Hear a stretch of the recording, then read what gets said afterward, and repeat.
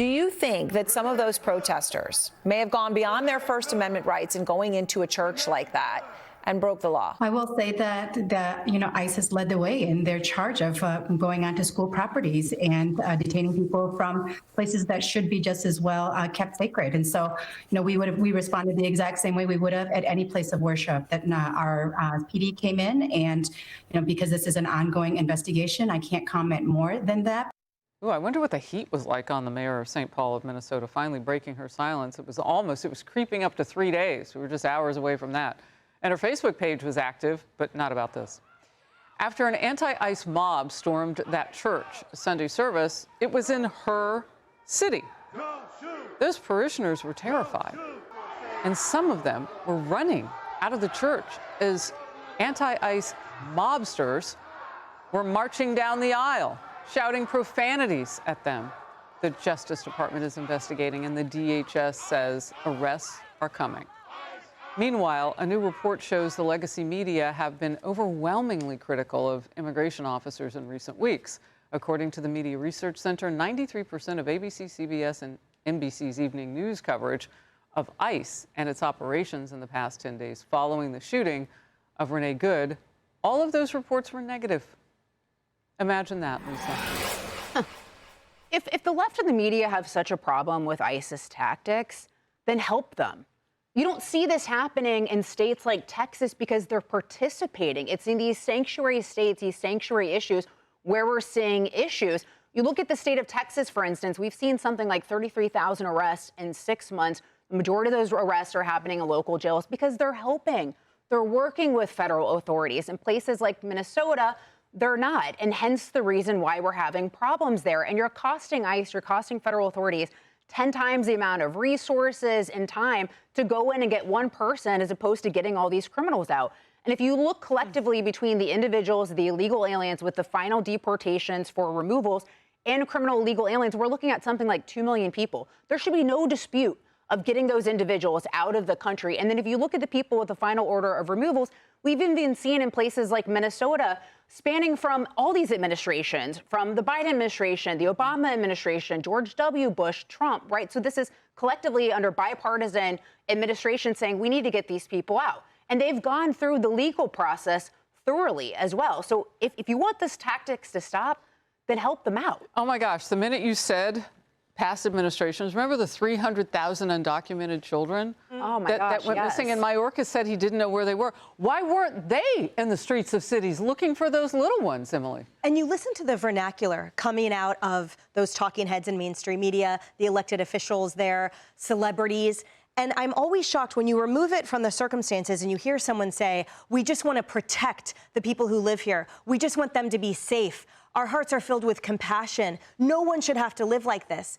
I think for a second, oh yes, they're talking about the victims, the child victims of repeat sodomy and rape and murder and robberies and all the things that ICE is trying to help those citizens to get those monsters off the streets. And instead, they are talking about those monsters. When we look at I use this word, monsters who invaded that church where people were worshiping, where it's Sunday faith service, and they had the nerve, the unlawful, unconstitutional, criminal nerve to obliterate that sanctity and that peace, and then they, in the same breath, say that there needs to be alignment or protection. Where is that for the good men and women that are just trying to live their lives? And I have not once seen a mainstream media figure or a celebrity or an elected official respond to the point of these arrests were convicted pedophiles, rapists, murderers, etc. Where is the commenting on that? They just deflect. I feel the worst for those families of those victims and everyone in Minneapolis that is seeing the complete erosion of any kind of system, any kind of civics there. And I love your point, Lisa. Help them out, and that's what keeps them safe. Well, especially on sodomizers, to your point. Exactly. Well, and I'll get to this. An agent, here's what he tells a media member, that officers are searching for illegal child sex offender. Let's watch. We're here to arrest a child sex offender. And you guys are out here honking. Oh, they're not. No, we're pressed. No, we're not. That vehicle right there is honking and impeding our investigations while we're trying to arrest a child sex offender. That's who you guys are protecting.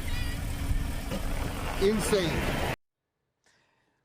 Oh boy, that was a cup of a whole lot of truth for whomever that press member was. You guys are protecting, and you know how they do it, that 93% across those alphabet soup networks that present something other than the truth of what's happening on the ground. I call them that because their names don't spell anything like ours does, Fox. Yeah. Look, and I actually interviewed Tricia McLaughlin at the White House yesterday about this, and a bit to Lisa's point, Florida, similarly, where there have been thousands and thousands of arrests, done the right way. The fact is they're intending on doing this just to drive their narrative. The numbers do matter. When you talk about over 10,000 arrests of serious criminals in this country, when you look at Minnesota, where the numbers are climbing, they're preying on the illegal alien community, the community in any which way. Everyone they take off the street is a child that's not potentially sodomized that night, a woman that is not attacked, possibly raped, someone who may be killed by a driver who doesn't understand because he doesn't speak the language or she doesn't speak the language.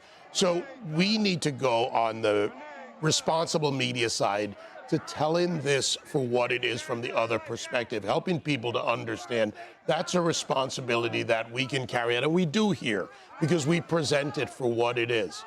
But the American people need, and they do reject this. Let's face it, the American people reject this, but they're setting up their quick response teams, their anti-ICE teams to go out and do this. Griff Jenkins is up in Maine reporting right now. There's more coming in Ohio. That will happen. And there are stories already coming out about their plans, and I've looked into them, to set up quick response teams in New York City. Yeah. Sending tens of thousands of people are setting up this response team. This is the left trying to deconstruct American culture and society, and they and the Democrats, the party, the so-called leaders, they're outright supporting criminals. I have no other way to. Well, if you're not stopping, you're certainly helping. Tacitly or outward. With your rhetoric, you're certainly helping if you're not trying to stop them. You know, it's interesting, in law enforcement, I would think, send them a fruit basket at this point, because you're making every place, and every time you make a bust, you could be knitting things together, which is why the feds go to the next city. You don't think these people are coordinating with each other now? Like, look, they're coming? Well, that's like the two in Portland, remember, that were a part of a criminal gang and a prostitution ring and an organized Tren de Aragua. So indeed, it goes also beyond just individual sex offenders and rapists and murderers and the like. You're absolutely right. Well, that's such a key point, because the Latin Kings are another group operating in multiple cities. That's right. You know what?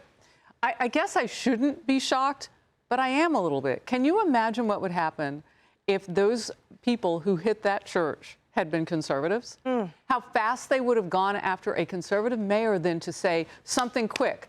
But the mayor of St. Paul, who's a Democrat, just gets a pass for 2.5 days. There would have, I mean, it's such a double standard. You're absolutely right, Harris. And, you know, it's no wonder that confidence in the media has plummeted, because there's so many lies of omission, which you all just highlighted, not just their failure to highlight the disgusting criminal records of some of these illegal aliens, but while the media is effectively blaming ICE, calling them public enemy #1, they're not mentioning, to Lisa's point, how leftism has created this situation where every state like Minnesota is a powder keg. It is a tinderbox ready to explode, not just because of the sanctuary city policies, but why hasn't the media covered ICE Watch?